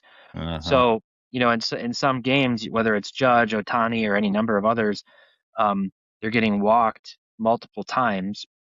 I guess it couldn't necessarily be, it would just have to be like some consequence that is, if a player has already been walked in the game and it's after the 8th inning or something, I don't know, I want to make it overly convoluted. I'm just kind of off the cuff, but instead of him going to first, he goes to second or something, there's like an extra penalty. You're not going to do it. Like you're going to make sure you like throw him a pitch or you do something because this is going to like really bite you. Maybe it's only in extra inning scenarios. Like instead of starting with a runner on second, we're just going to say if you walk somebody, they go to second. Like Yeah. throw pitches. Something to make it a little bit more dynamic. Now I know that makes like the pitching stats all super wonky about like earned runs and how would they calculate that, but Right. I just personally hate that, and I know a lot of people do. It's even if it's not the team that I'm like rooting for and I have no vested Yeah. interest, it's like you just want to see this person get a chance to hit a pitch, and I hate just Yeah. put him on first, put him on first. We're not going to give you that chance. Yeah, you're taking the clutch moments right out of the best player's hands, and then you're believing it to somebody who, oh, let's get Jimenez in there. It's like shit. You know what I mean? Like somebody who that doesn't, you don't want to see in those moments. Yeah, I get it. I totally get it. And baseball evolves all the time, and I think that's the great thing about baseball. I mean, it's constantly evolving. So I could see from the pitch clock to what it could do now with challenges and with the pitch comms and stuff. Yeah, I would be on board for something like that for sure when it comes to intentional walk. Yeah. It could be some weird thing where it's like if you walk this player and then in the extra innings, the next guy up starts with one ball or two balls or something. I don't know. Like, just how do you make that effective? Lots of ideas, I'm sure, and I'm sure people would be listening and be like, "This guy's an idiot," but maybe somebody else agrees too. Yeah, I mean, you could always, there's always ways to change things. I mean, look at what we had with the designated hitter. There was one league for the longest time. It was a pitcher, and it was never a DH. And how many times where it was like, oh, this is the easy out. The last play of the game's down to, some pitcher out there. It's like, oh, really? Tom Glavine's batting? Come on, like, no. He had a few homers. Yeah. He did. Yeah, that's true. But it's just, and then finally it's okay, universal DH. It's like, okay, that's the way it should be. So I'm all for the evolution of the game for sure. That's what makes baseball great. Yeah, I agree. Just one side question for me, in regards to like tracking. We talked with a collector, a couple weeks ago, and we talked about the future of collecting and the future of cards. What's your thoughts on the future of tracking, let's say, digital cards? Do you think that's something on the horizon here? It's such a good question. I just had this conversation with somebody who works for a digital card company called Candy.io, which is kind of a gamified like digital card space. So it's not a true collectible, like pure collectible. Yeah. He had an interesting opinion about it. I would have thought of digital as like a like something younger people would have kind of gravitated toward, and maybe like a logical transition of people from physical cards to digital. But he thought of like digital as a gateway to physical. I think it could go both ways. It's an interesting overlap. I don't know what that Venn diagram looks like. I do know that when it comes to games like NBA 2K and other things where you like unlock cards and like people like spend big time money on that type of stuff to like build up these profiles. So the gamification aspect of it makes it interesting. The one big benefit of digital, there's a few benefits I think of digital cards, and I don't own any. I don't think, I won't say I'd never get into it, but like right now I just have too much interest in physical. But some benefits are like you can do some really cool things with digital that you can't do with physical, like different effects, different animations. You can like embed or link video moments. You can do a lot more that with a digital asset than you can physical. You can tie it to the blockchain. You can make the provenance, like traceability of the item, much stronger, much more difficult to fake an asset. Easy to transfer. It's not getting lost in the mail and damaged or stolen or busted up or whatever. There's less friction, lower cost, lower fees. A lot of things really to like about it. And then it's not taking up any storage. It's very easy to like look at your collection. And in that same regard, shameless plug, but I'll just kind of show your audience. There's Market Movers has this entire collection, tool where you can track your physical assets. And theoretically, you could actually track digital cards you have in here too. Maybe not with the same like price attribution, but all the elements are there. But this is, a really cool way. I just ripped a Pokemon box with my boys this, last weekend. So I was adding some of those in, but you can kind of see I collect a lot of different stuff. I've got everything from baseball, basketball, football. I actually just recently like reset my whole collection because I had a lot of cards in there that I had sold over the years and forgotten to like mark as sold. So I kind of just was like, I'm going to reset. But yeah, you can filter by sport, and then I can kind of click into to baseball. My guy McGonigal, like he was one of the guys I was hoping to buy at the dip, and he just hasn't gone down. He's only gone up since the season ended. But I've only got this is a very small subsection of my baseball collection, just random cards. I started going through the shelves in my office at home and just slowly putting them in here. So that's why you don't see everything, loaded. But yeah, it's a really cool way to sort of visualize your entire collection digitally and be able to show, cards off if you've got images of them, or even if you're just using like a stock image from one of our data sources. Yeah, about the for people watching this right now and can see you scrolling, now those cards, are those pictures within the system of Market Movers, or is that something that you uploaded? Like that's your card you're looking at right now? Yeah, so what will happen is we track like 6.4 million cards right now, like with pricing every day. And so you start out, and if I type in McGonigal and I find one of his cards on here, we have stock images for those. So by default, it'll give you a picture of this. And then if you want to change and upload, you can do that. You can change the image if you have your own, or you want to have your PSA cert number on there or whatever. You can do that. And then same thing if you come in here, if you wind up adding like let's say I don't know why I always go to this guy Dino Raja. We don't have like great player, any of his cards. Wow. Yeah, That brings me basketball back. Hall of Famer, believe it or not. Yeah. Because of his international. But like, let's say you wanted to add this card to your collection. It's not in our tracked database yet. It will be eventually, but it's going to kind of pick up the different details. And then, this is the atomic refractor, so I'll select that, and I would go next, and it just like automatically grabbed that photo for me. And then you could, once again, you could change that. So this kind of gives you the ability to do like really quick price checks on it. All I would have to do here is do like best atomic 1997, and then it saves it. And so this is like what I used to do in a spreadsheet before we ever built Market Movers. I guess it was 96, my bad. So I could like add this to my collection and hit done. And now going forward, anytime I want to check the price on it, even though we don't track it, I just click this little button and it'll pull up in all the comps like right away. So you can just, I could come in here and go, oh, use price on this. Okay, price is updated, save. And I just kind of go from there. So I probably do have this card, but I'm still going to delete it. But yeah, it's the collection tools, it's really, really useful.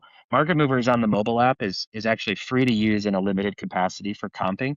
And then if you want to start tracking your collection and using all these other really cool features, we have different subscription tiers that you can use. And you guys have a code for that too. Yes. We do. We have a code GONE20, and it's 20% off the lifetime of your membership there. So that's very, very useful. And I've been using, since we've last talked, just been adding my collection a little bit at a time. It's kind of a big one, and just to see big picture on it, it's kind of eye-opening to me to be like, oof, I didn't realize I had that much, cards are really worth that much. So it's cool just to see the big picture there. I like it a lot. Yeah, it's super valuable to have all of that totaled up. Because if you're the type of person who's got like a certain hobby budget, or you just sort of pick things up here and there, it's like anything. It's like just your basic personal budgeting where you're like, oh, I didn't realize I had 42 subscriptions for $1,000 a month. Yeah. But that you buy this one, it's $10, $15, $100, whatever territory you're playing in. If you take that, it takes like 15 seconds to add the card to your collection. Now I've gotten into the habit, if I buy something on eBay or in the store at Cards HQ, I just stick it in my collection right away, and then boom, it's there. Now it's giving me that big picture value to where I can go in there and be like, holy cow, I have a lot in here. Do I still want all these cards? Should I consolidate? Right. Should I sell some of these? And I know my wife always appreciates it when I but do a big sell off, and I'll keep half of it into my hobby budget and put half of it back into the house or buy her a dress or something. Yeah, for sure. So, but should we take a peek at the other price move? Oh, go ahead. Sorry. Yeah. No. Let's do what you want. You want to take a peek at the. I was just going to pull up kind of the broader landscape, some bigger price move. That's the wrong one. That's the wrong one. Maybe I went to the wrong tab. Here we go. So I'm looking at baseball, like all these kind of relevant years, graded cards only. and like some minimum thresholds for sales and stuff, just to kind of narrow it down to what's relevant. So I don't know, kind of surprises me, but over the last month, I guess Rocky's the hottest, up 14%. Jeez. Yeah. Yeah, Jason so that's Dominguez, interesting okay. to see. So people are getting excited about the Yankees prospects, or I guess Yeah. he's not really a prospect anymore, but Still like an Adley Rushman, huh? All right. I guess people are getting excited about Adley with the additional offensive pieces coming Yeah. in with the polar bear. I don't know. Well, here, Okay. look, I thought McGonagall would be down 10 to 15% this time of the year, and I would be like, "Yep, Sure. gonna buy him, Get gonna some buy him." And steals. Yep. he and Connor Griffin both up 10%, which is breaking Jeez. my, but you got Bazana, you got Trout. I mean, this is the territory. Like again, you start kind of looking at this when it's the off season. You don't see the big swings. No pun Yep. intended. But when you're in season on a 30-day trajectory, I think there was a period last year where Pete Crow Armstrong was up like 69% in a month. We talked about that last time. People go crazy. Yeah, So, and and then his market was kind of all over after that, or not like over, but like it was up It's like and it a was roller down, coaster. and yeah. Yeah. And I actually would have thought Roman Anthony would be up a little bit more. I don't know where Nick Kurtz is. Let's take a look at Nick Kurtz, because I've been hearing his name a lot from people. This surprises me. Yeah, because I feel like a lot of people are really talking about him right now. I'm pretty high on him personally. So, but it's certain cards with him I've noticed. I'm always on the Whatnot app and going into auctions, and I notice people want the Topps black and white are out right now, and they want his Topps black and white, which is his Topps black and white is going up, and people want it. And there's other ones too where there's just not a big seller. Like I don't know if his Chrome is going for much. I don't know. I've seen him in Bowman that it wasn't a lot, but it's just certain cards they really want. I don't know what makes certain cards more valuable than others when it comes to like somebody like Nick Kurtz. I don't get it. The Bowman first is always hot. There are more iconic sets that tend to be like the ones that get transacted in the speculation markets, so to speak. Not to make it sound overly stock markety, but like this is definitely a liquid card that people would say, okay, let me buy one of these and speculate. And they look for stuff that has daily sales trends. Sometimes multiple sales happening. This one has 131 sales in the last 6 months, last 180 days, and people like that because it gives them price confidence. They know they can get in and out of it right away. But even in spite of that, you still see like dips depending on marketplace or time of day or when auction, fixed price, all this stuff can affect it. Maybe his Bowman Chrome Auto is a better example, but just even that, like interesting. Not, I mean, there was this weird random sale here, who knows? But I guess this is a recent trend over the last 30 days. No, it's kind of flat. Overall, the sales on this one obviously look like a positive trend. So I think there's a lot of buzz around him. It'll be really interesting to see how he comes out of the gate in the first month, because I think that'll have a lot of impact on kind of where his cards go for the season. And it's always the rookies, the young players get they're right away. People want them until they're kind of flat, until it kind of plateaus out where it's like, okay, you can kind of see where this guy's going to go. Like right now, like what did we talk about the last time you were on, Jack Caglione, and where his market's at? And we talked about like McGonagall and Connor Griffin and some of those, and it's going to be interesting. I mean, every year there's those rookies that explode, and then the second or third year, that's when you see the real kind of value of where they might be according to, how they are on the field, obviously. But Acuna. Yeah. Interesting to see Acuna on there. I think he might have him. I don't know. Maybe it's wishful thinking. I just want to hope he comes back and has a big year. I hope so. Because he's important to I have a lot of cards, a lot of Acuna cards, because he was one of my favorites, a couple of years ago. So I really hope, for the sake of my collection, that he bounces back. Anthony Volpe. I will show you guys. I'll show you guys a card that I have on the way to my house that I purchased on eBay that is in a. It's a little more expensive than what I usually dabble in. I consolidated some stuff to make a move for this, but this Riley Green Dynasty RPA rookie patch auto. This is like the best patch segment I've seen on one of these. It's just got that classic, portrait image. Cool. His auto, his auto's number 205. Terrible. His auto's so goofy, and it's different than his Bowman auto. I don't know if you know that, but I didn't know that. I'll pull up he's got a different auto on his Bowman Firsts, and then he changed it to whatever the heck that is. But let's see if I can find one here. So yeah, his old auto. This is his Bowman auto. Yeah, that's the one that because he was with the Whitecaps, obviously, and I'm in Grand Rapids, so I got balls signed. One I got one for Mike, and then one for myself when he was there with the Whitecaps, and that's the signature that we got on that. So he's changed it up a little bit.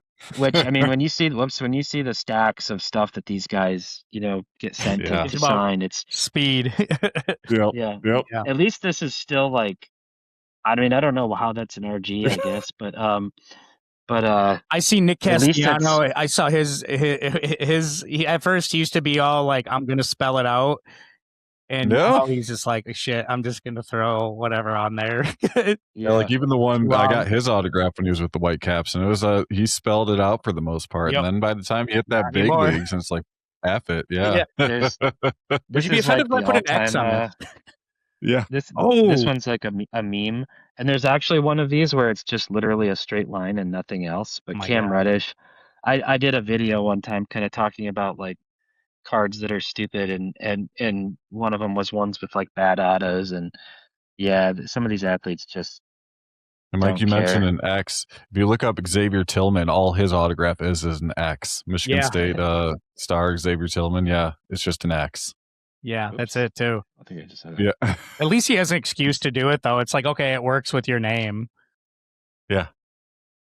All right. Well, he did. He did. He put a little bit more on that one. Okay. Put more on that one. So maybe it just depends on the card or how he's feeling for the day.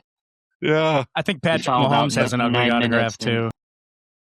Yeah, Mahomes isn't great. You got to appreciate, like. What happened to guys like Mariano Rivera? Like his auto is just absolutely. Griffey's got a good auto. Griffey's got a good Dennis Eckersley. Look at that. That's beautiful. All these old-time guys.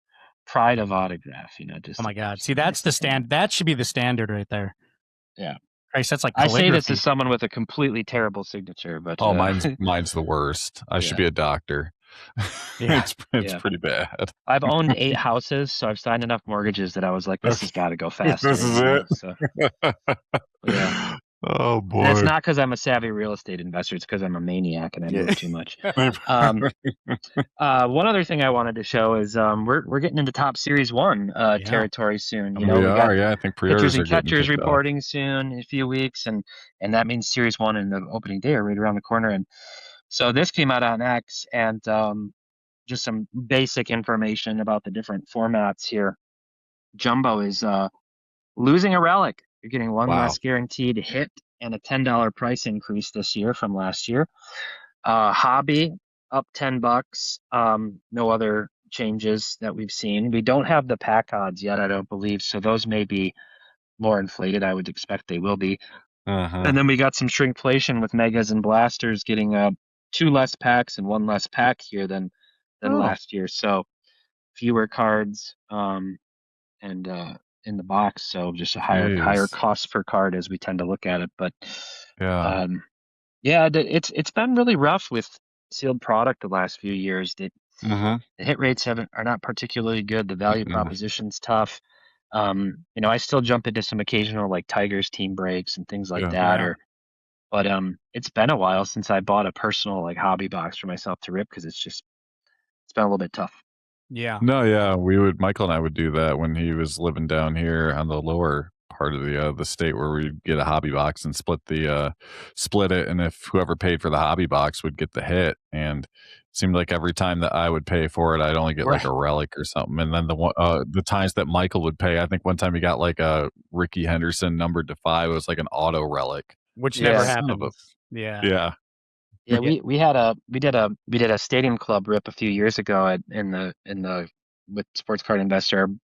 Jeff bought us some boxes to rip as employees, and the gal across. I think we each got 2 packs, and the gal across from me, my counterpart Kelly, if I remember correctly, she hit like a green J-Rod auto, like rookie auto to 99, which are all on card in Stadium Club, and then she also hit like a red refractor to 5. like into her 2-packs, and I got like nobody else got anything. She got the 2-packs. It's like, oh my gosh, you made out like a bandit. So yeah. But like you said, we did hit the big. The hit rates aren't always there. Like you're not getting the kind of autos you want out of every box, which is like, Yeah. No, I've resorted to only opening product now with my boys because they have like insane luck. I don't. But somehow they got some kind of gene. So we did hit the big chase card in this box of Pokemon that we ripped. Yeah. This is like the toughest card or one of the top 2 chase cards in the set. So my son, I told him I was showing him market movers before we opened it and kind of the cards to chase, and then he was like looking and he's just going, "It's a Charizard," and I'm like, "Yeah, right. It's not." He's like, "No, it is," and then he turned it around. I was like, "Whoa!" Okay. So we hit the big one there, but it's always fun. That's cool. Yeah, they got some serious luck. I rarely ever get luck when it comes to ripping. So yeah, seems like Michael gets more luck than I do. A little bit. But with ripping, we got a nice giveaway that we're kicking off here. Like we're partnering with the All, and you're gonna give away a box of 2025 Topps Heritage High Number. So that's for you folks, on go to the site, markmoversapp.com, and use our promo code GONE20 for that 20% off your lifetime of the membership. And if you do that, you'll be entered into the drawing. And I think we're taking the tallies from December up through the beginning of February. And then when you and I and Michael and we all chat again next month, we'll announce a winner. And it's kind of cool to give that hobby box away. Yeah. Let's go. Yeah. Chase those real one autos. Those are some of my favorites. I love them. Man. So. I love those. Man. Very cool. Well, I know it was always a good time talking with you here, Teapot. You always bring a lot. Love you folks there at Market Movers, and let's do this again next month. Look forward to chatting again. Yep, sounds great. All right, guys. All right, see you guys. See ya. Well, that just happened. The Teapot again. Teapot. He's always so much fun. I like talking with Tyler. Yeah. I mean, you could tell he talks. I mean, he has his own podcast on Market Movers, and which he explained, and he's a guy that is very comfortable in front of the camera and in front of a mic. He has a good voice for it. And one thing I love about talking with him, and we haven't even talked to his partner, Nicholas Green, yet, which that's probably going to come, I think, pretty soon. But Teapot, it's great talking with him. I love that we're all Tigers fans, so we have the same kind of heartbreak. We're always talking about we love and hate with the Tigers. So true. Makes it so much easier.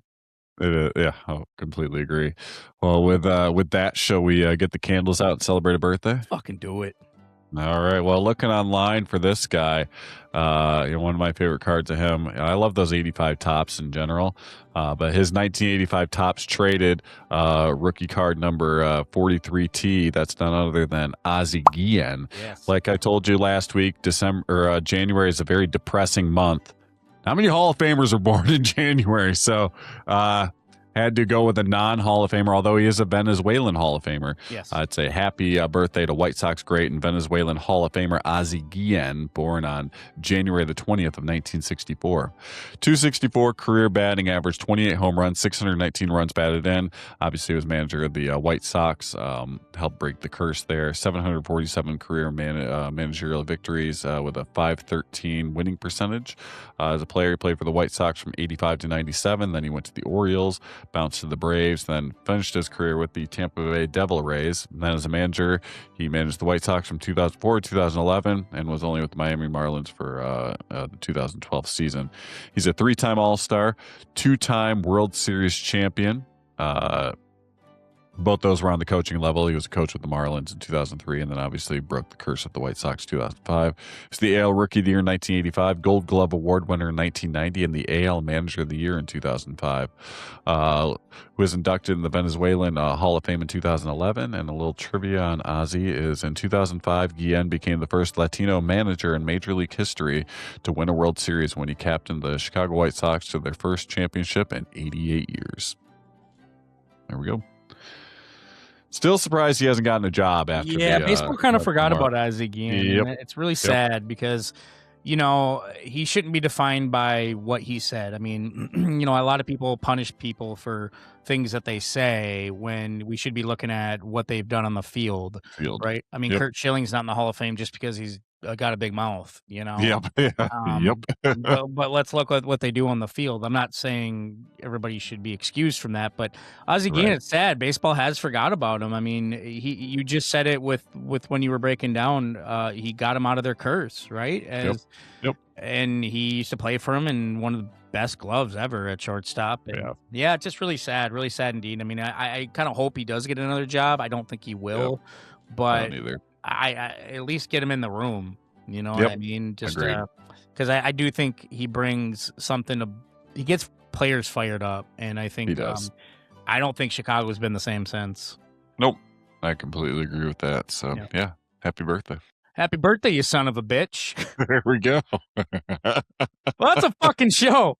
Good show, man. Good show. Next week, we have another. We have another.